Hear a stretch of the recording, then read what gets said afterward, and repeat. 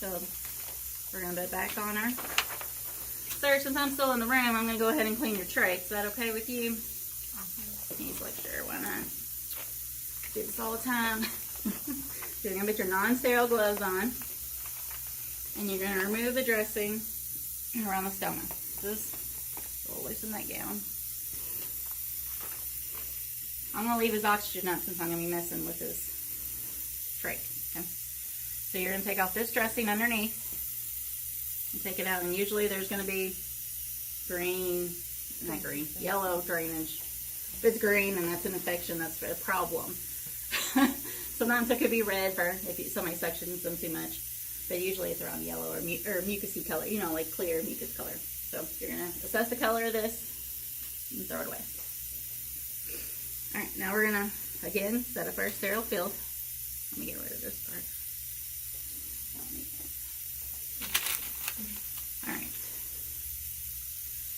there's oxygen back on while you set up your sterile field.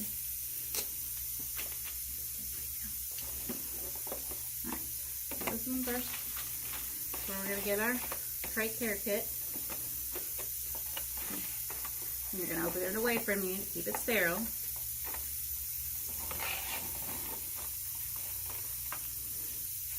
Okay, now go ahead and take that off. That's in my way. Alright. Everybody does this differently. But this all inside here is sterile. You're not doing this. But you got to take this other little container out. But first I would take your pad and put it, if I can get it open, shiny side down. So you gotta have a sterile gloves on when you're doing it? Huh?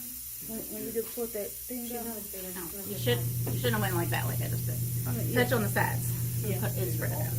Because this is going to be sterile. We're going to put all our sterile stuff in the middle of this. Okay? So then we're going to take this. Can you twist it around for you? Yeah, I could have moved it around. Yeah. I'm going to go ahead and dump it, okay? So then you're going to have that and that, okay? And then there's all your stuff. So before we touch any of that stuff and put our sterile gloves on, which are all underneath there, we're going to whip our fluid. So we got our normal saline. You're going to whip it and go ahead and pour it into one of these containers. About half full. And then also bet half of it in this other container. Okay. And then, without contaminating your field, you're going to grab the peroxide, whip that one, and then pour that into the one that's empty, about halfway. And then you're going to put peroxide in with your saline in this one.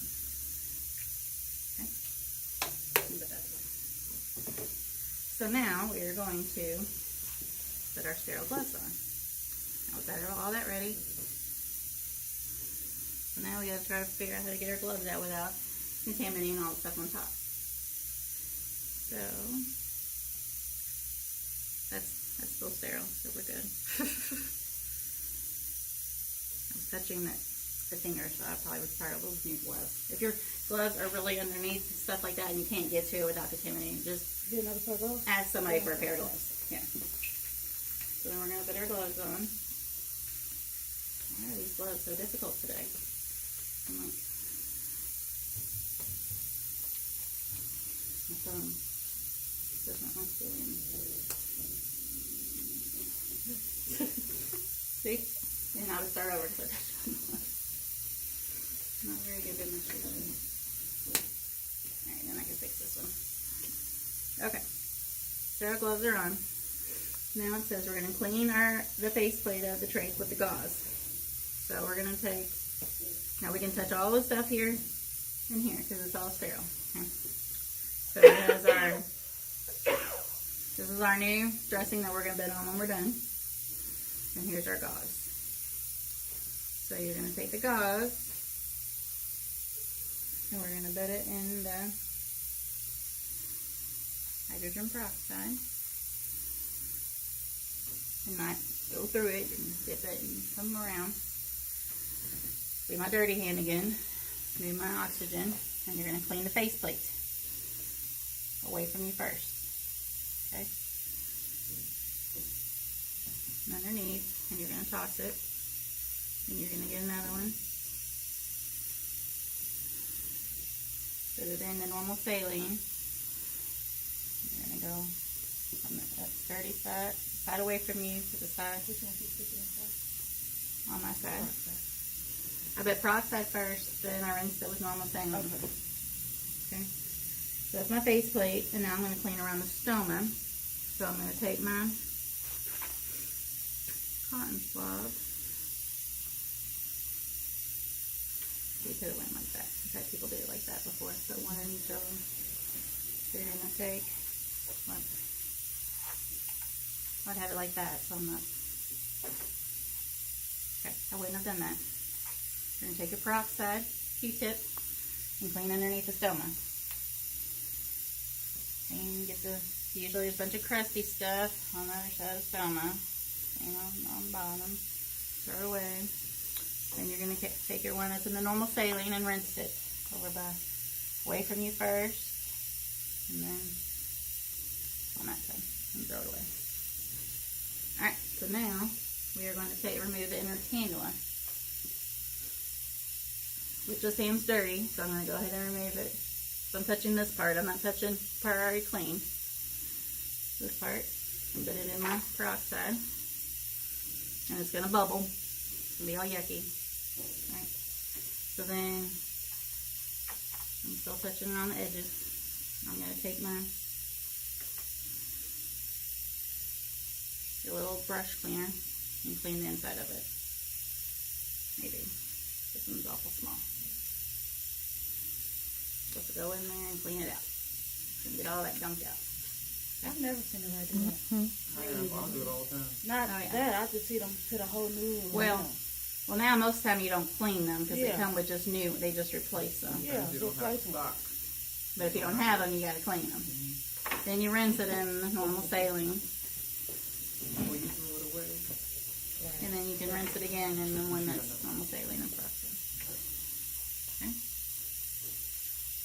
So now it's all clean. You're going to take it and dry it off with the pipe cleaner. You don't want a bit extra fluid back into your patient's lungs. Okay. And then you'll put it back in. Okay. Make sure it clicks. Okay, so it's on there. Alright. Now you're going to put your new dressing on. Okay. So this part, just don't put it sterile. You want to try not to touch the top of this. You can touch here, down here, and kind of push it up. But these trachs are really tight around it, so you'll have to like lift up a little bit and kind of push it. Maybe I'll get it underneath here. Yeah, it's underneath like that. Okay. All right, and then we're going to change our ties. The last thing to do. So never, ever, ever take off the trach tie without having the other one put back on. Okay, so you would take this tie, tie it on this side, put it around, and tie it on this side. And then when it's tied, then you would untie the other one and take it off. But now they have Velcro ties, and some of the other ones have Velcro ties, so you would just make sure you verbalize you wouldn't take that one off until you put the other one on. Is that okay with you? Because we don't have any. All they have is these ties. These are a pain in them. Ours is Velcro. Huh? Are there Velcro in your kit? Ours, it says Velcro. It says Velcro. In the kit? Oh, awesome. Well, that'd be good. If you have them, then we're using the Velcro ones. That's good. So, and then you always want to make sure it's tight enough but not tight to make any skin damage. And you're going to assess and make sure the skin looks okay on your patient too. And always put the oxygen back the way you found it. And then we're going to clean up our mess We're going to turn our oxygen down before we forget. And then we're going to restock our equipment again. And then we're going to wash our hands and document and record after we clean up our mess. Okay, that's it.